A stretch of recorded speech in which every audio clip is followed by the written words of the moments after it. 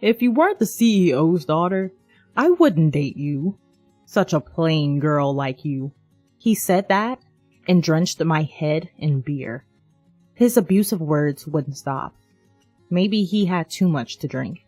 I couldn't believe the situation I was in, and I just stood there, unable to respond to his insults. My apologies for keeping you waiting. But his complexion changed at the sound of a voice from behind.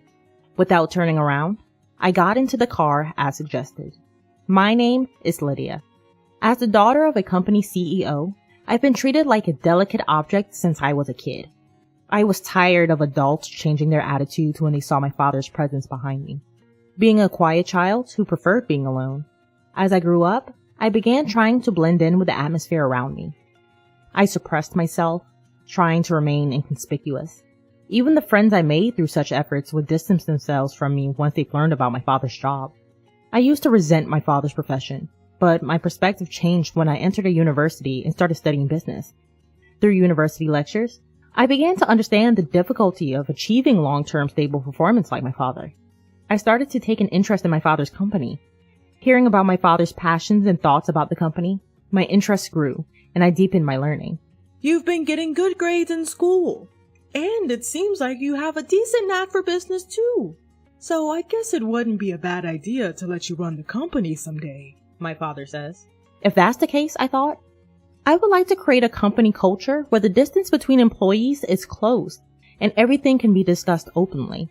Having had lonely experiences in my childhood, I longed for an atmosphere where everyone could speak freely, regardless of their title or position. It would be wonderful if I could make the company like that when I became the CEO.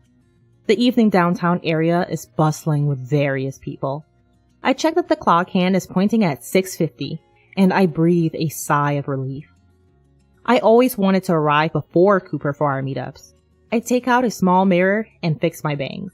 While I'm at it, I also reposition my permed hair and the light blue hair ornament. As I throw the mirror back into my handbag, I catch sight of Cooper in a suit, making his way through the crowd. I wave back at Cooper, who is smiling. The place we enter is our usual chain pub. We order simple snacks and draft beer and toast. I loved spending Friday nights chatting about work or just random stuff in this casual place. Cooper and I started dating in our senior year of college, and it's almost 2 years now. We got together because we joined the same seminar. Cooper noticed me, who was quietly hiding in everyone's shadow, and talked to me. Cooper is good at conversation and casually brightens up the atmosphere. I'm a lucky person to be dating him. The planning department at the head office is tough after all. There's a lot of overtime, but the satisfaction makes it worth continuing, Cooper said, finishing his drink, his face showing he had quite a bit to drink. I think being assigned to the planning department means they have expectations of you, Cooper. You're amazing. When will you stop working at the factory, Lydia? If you get transferred to the head office, we could have lunch together. After graduating from the university, I asked my father, who is the CEO, to let me work in the factory. I had a strong desire to know the field. I'd love to have lunch with you, Cooper, but I like working in the factory, and it suits me. Really? I think you're more suited to working at the head office, dressed up and not in work clothes. Cooper looks at me, as if gauging my reaction. That's not true. I feel comfortable in my work clothes, Cooper. Can we order more food? I'm getting hungry. Something feels off. I managed to sidestep it, but lately, I have the feeling that Cooper wants to say something. Could he have found out that I'm the daughter of the CEO? The thought suddenly crosses my mind, and I feel a chill down my spine. I'll remember how my friends drifted away once they found out I was the CEO's daughter. I didn't want to go through that again. I couldn't tell Cooper that I was the CEO's daughter, and he must never find out. Being swayed on a sparsely populated down train, I was gazing out the window. Enjoying the scenery beyond the glass was my daily routine during my commute. It's a beautiful Monday. As the train moves, the scenery changes from a landscape lined with gray buildings to one rich with greenery and trees. My stop is soon after we cross a particularly large river. The river's surface shimmers, reflecting a vibrant blue. I catch a glimpse of a middle-aged man and a puppy crossing the bridge, their figures shrinking in the distance. Good morning, Lydia. You're early. I was greeted by a coworker as I exited the station gates. Good morning. I always come at this time on Mondays. It's Austin, 2 years older than me. He's a friendly person who started talking to me on my first day at work, and he's been very helpful in many ways. We make small talk as we head to the factory. After getting prepared and arriving at my post, the workday begins. It was supposed to be a usual day with usual tasks. However, an unexpected accident occurred. It was just before the afternoon work began, right after lunch break. At that time, my father, the CEO, happened to be on a factory tour. Coming out of the break room, I bumped into my father, who asked me to pass on a message to my mother. It seems he had left his smartphone at home. He said he could have sent the message from his computer, but it would have been a hassle, so he was glad he could ask me. After sending off my father to the workshop, I turned around, and to my surprise, there was Austin. He was peeking through the conference room door, which was half open. Wait, Lydia, you're the CEO's daughter? What should I do? Austin had asked me. I tried to hastily make an excuse, but nothing comes to mind. Regret over casually chatting with my father wells up. Austin is sure to change his attitude towards me from now on. Word might spread around the factory, and everyone might start keeping their distance from me. Various thoughts swirl around, and I'm left stammering. Then Austin says, "If that's the case, there's something I'd like your help with, Lydia. There are various systems I want changed. Could you tell the CEO for me?" I was taken aback by Austin's unchanged demeanor, but I found myself interested in what he was talking about. "What kind of systems are you talking about?" When I asked, Austin gave a brief explanation. I wanted to know more, but it was almost time for work to start. We decided to discuss the details after work and return to our posts. We both hurried to our respective workstations. Even after finding out I was the CEO's daughter, Austin didn't change his attitude towards me. On the contrary, he acted as if it was no big deal. I felt a weight lift off of my shoulders as I climbed the stairs to the workshop. Now, I'm sitting across from Austin at a fast food restaurant near the station. Our conversation from earlier in the day has taken an unexpected turn. To put it bluntly, Austin's hope was for decision-making power to be given to the factory floor. He explained that in the current system, any changes to the standard manual requires approval from headquarters. This is necessary even for the most minor changes. After the factory submits a request for approval, an inspection is conducted by headquarters. It then takes time to receive approval. Often, by the time approval is granted, the situation has changed, and the change is no longer necessary. However, it takes effort to cancel the application.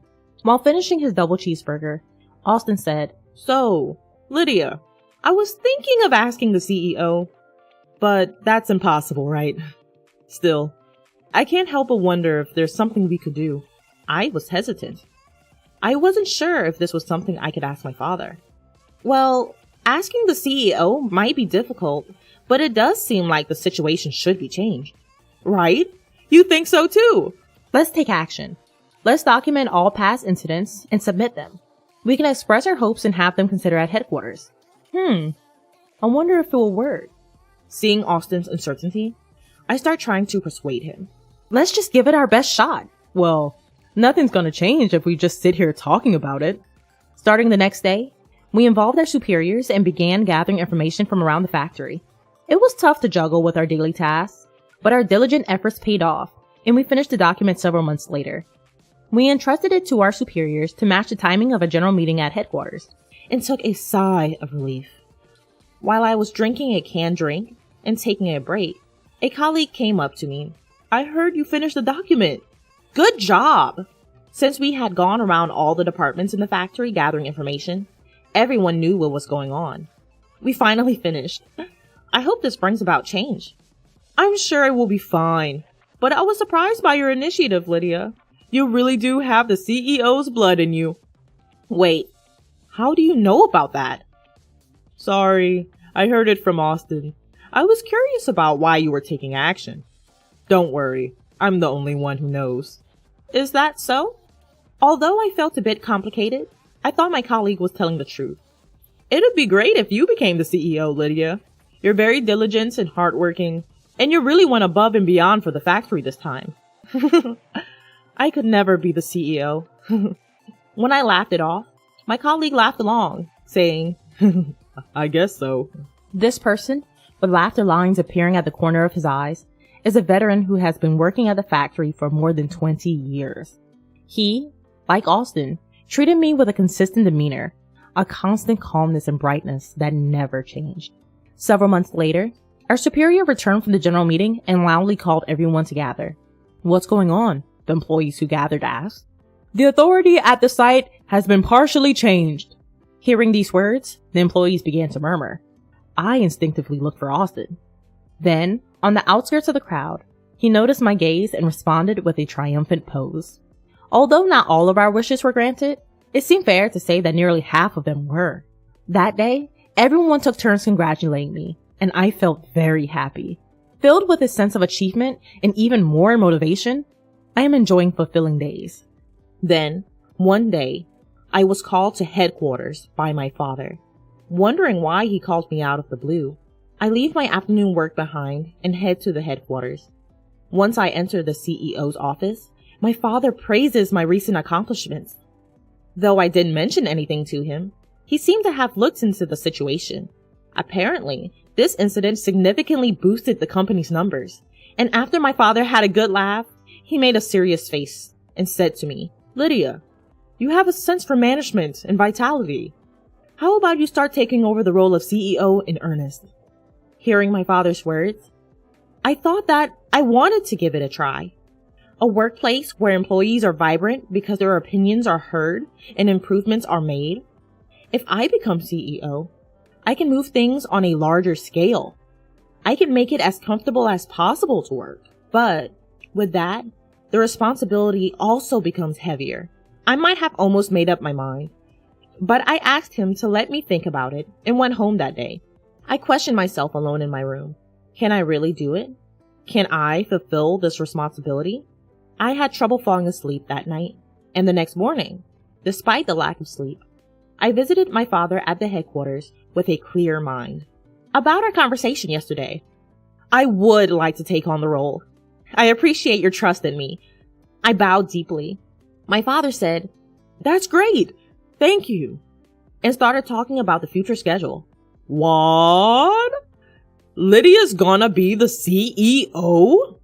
Austin, please don't raise your voice so much." Only Austin and I were in the break room during lunch break. Thinking the timing was just right, I told him about my decision to become CEO. Sorry, but I never thought you'd really become CEO. Everyone will be surprised. That's the thing. I think I'll be transferred to the headquarters soon, and I've been worried about how to explain it to everyone. Why not just tell them the truth? I'm a little scared to tell them I'm the CEO's daughter." Taking a deep breath, I shared the events of the past, about how close friends had drifted away, the sadness I felt when people were distant with me, and about my childhood when I tended to close off my heart. Austin, who listened to my story with compassion, said this: "There might be people who can't interact with you the same way as before, Lydia. We can't know for sure. But everyone knows how hard you've worked this time. I think they trust you. Plus, surprisingly, many people might not change their attitude." Could that be true? Although I felt somewhat relieved hearing Austin say that, my heavy memories were rejecting any further thoughts. In the end, I only gave a vague reply. When I checked my smartphone on the way home from work, I had a message from Cooper. I hadn't seen Cooper in a while. Just when I thought I had some breathing room from being busy with document preparation for the headquarters, Cooper's peak season had started. It's not just about everyone at the factory. I need to think about Cooper too. Swaying on the train, I let out a sigh. Could I really say the truth from my own mouth? What would happen if I told them? After a while, the dates of my transfer to the headquarters was confirmed. I would be leaving the factory in a few weeks. Unsure of how to tell everyone, I spontaneously dropped by the document room.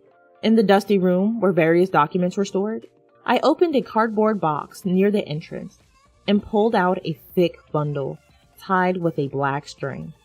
It was my work diary from the past. Looking back from my first day of work, forgotten memories come back. The times when I was a novice who knew neither left nor right. When I was taught work carefully. When a senior colleague spoke to me as I learned the job. And when someone treated me to canned coffee when I was down about making a mistake. As I looked at the diary, my mind became set. It's not about whether they accept me or not. I'll convey the truth with gratitude for everything so far, and sincerity. With that decided, I left the document room. On Monday's morning assembly, I was to tell my colleagues about my transfer. Prompted by my boss, I stepped forward and bowed. Wondering what it was about, everyone was waiting for me to speak. Austin and a colleague who knew the situation were watching from the back of the circle. I told them that I was the CEO's daughter and that I was going to take over the company, and I expressed my gratitude. To my surprise, I was able to say it smoothly, as if I had never been troubled. While being surprised at myself, I looked at everyone's reactions. While they seemed to be shocked, Austin raised his voice, saying congratulations, and more voices of agreement followed. Somehow the atmosphere softened, and I felt relieved. I gratefully received the encouraging words, feeling refreshed. Later, everyone invited me out for drinks. They said it was a celebration for my becoming CEO, so we headed to a pub, much like a year-end party. The large number of participants made me so happy, I felt like crying. I felt confident that I was being accepted to this extent. Since it was a celebration, they booked a different restaurant than usual, and we all got on the train. We got off after about 15 minutes, arriving at a popular pub known for its delicious seafood. We livened up the place with random chats, and as the drinks flowed, I was wrapped in a fluffy sense of joy. After a while, I checked the time, and nearly 2 hours had passed. Wanting to sober up a bit, I headed to the restroom. The pub was bustling at 8 p.m. Every seat was filled. As I was looking around, intrigued by this first-time visit, a familiar voice caught my ear. Involuntarily, I paid attention. The voice seemed to be berating someone. Contrary to my desire to leave immediately, my body was moving toward the source of the voice. It was a strange feeling, as if my body wasn't my own. Everyone in the seminar knew, even though she tried to hide it. If she weren't the CEO's daughter, no one would date such a plain girl. At the table of 4 men in suits, there was the person I expected. She works in a factory, but is she really the CEO's daughter? She dresses so plain. I never feel like taking her to a nice restaurant. Maybe if she invited me to her family's mansion, I'd be a little motivated. I couldn't comprehend what the familiar and beloved voice was saying. Cooper noticed me standing still. He seemed quite drunk, his eyes fixed. His resentment and hatred for me came through clearly, and I couldn't move. Do you think you're worth something? The only thing you have is your status as the CEO's daughter. Cooper, glaring at me, didn't seem to realize I was actually there. With unsteady steps, Cooper approached me. He tilted the glass in his right hand and poured beer over me. The liquid that had filled the glass drenched my hair and face. Droplets fell, wetting the floor. What a waste of years being with you. Let's break up. Ugh, I'll break up with you. All I could do was nod at Cooper's loud declaration. Quietly moving away from Cooper with my dirtied face, I told my colleagues that I'd be heading home first. Luckily, they were all tipsy and didn't seem to care. As I left the restaurant, the cool night air touched my cheeks. The droplets in my hair cooled down, the chill reaching my scalp as if to freeze it. Feeling hesitant to get on the train like this, I reluctantly called for a car. When I was appointed CEO, my father had given me a personal vehicle. The driver assigned to me was someone I had known since childhood, and the car was familiar. I was looking at the national highway filled with cars, wanting to relax in the familiar seat. Then, the entrance of the pub opened, and someone came out. You're still here? Looking so shabby. Really pathetic. Held up by what was probably a colleague, there was Cooper, unstable on his feet. My heart was torn to shreds. I couldn't take any more of Cooper's words. Such violent words. Sorry to keep you waiting, CEO. A voice came from behind me. Cooper looked at me, eyes wide. Please, get in here. Prompted to the back seat, I moved my feet. Wait a minute. That was a joke. You should have told me if you were appointed CEO. Let's keep going out. I saw Cooper desperately trying to convince me over my shoulder. I felt nothing. If anything, a faint sense of disgust. The CEO is tired. Please leave. Once the driver confirmed I was in, he closed the door. As the car started moving, My tears burst forth. They kept flowing, running down from my chin, dropping onto my lap. What did I ever love about him? I didn't know he was that kind of person. After a good cry, my heart began to settle, and suddenly, I thought it was my fault. Staying as lovers without showing my true self was an unreasonable story. Thinking so, my feelings began to lighten. Wiping the tears with a handkerchief, I turned my eyes outside the window. Clouds were passing across the starry sky. It felt as if I was at the bottom of the sea, the comfort of drifting, surrendering to the gentle sway of the waves. I thought about my colleagues at the factory, and then about Austin. Being accepted for who I am feels really reassuring.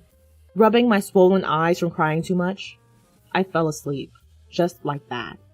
A year and a half has passed since I became CEO. Even after my transfer to the head office, every time I felt nostalgic, I visited the factory under the pretext of inspection.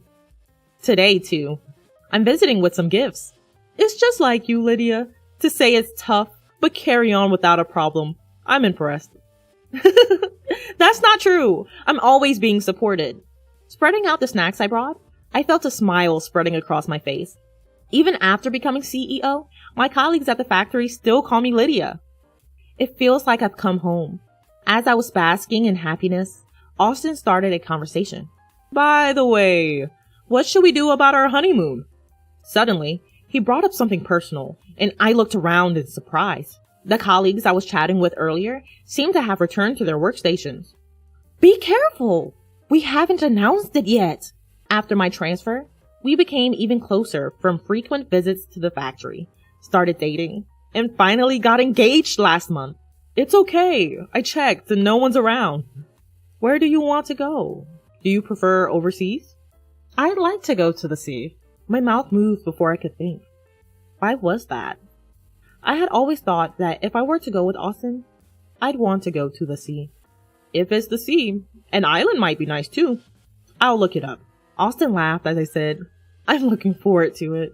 I wonder what color the sea will be as I sit on the beach with Austin in the bright light. Just imagining it makes my heart flutter and my cheeks relax into a smile.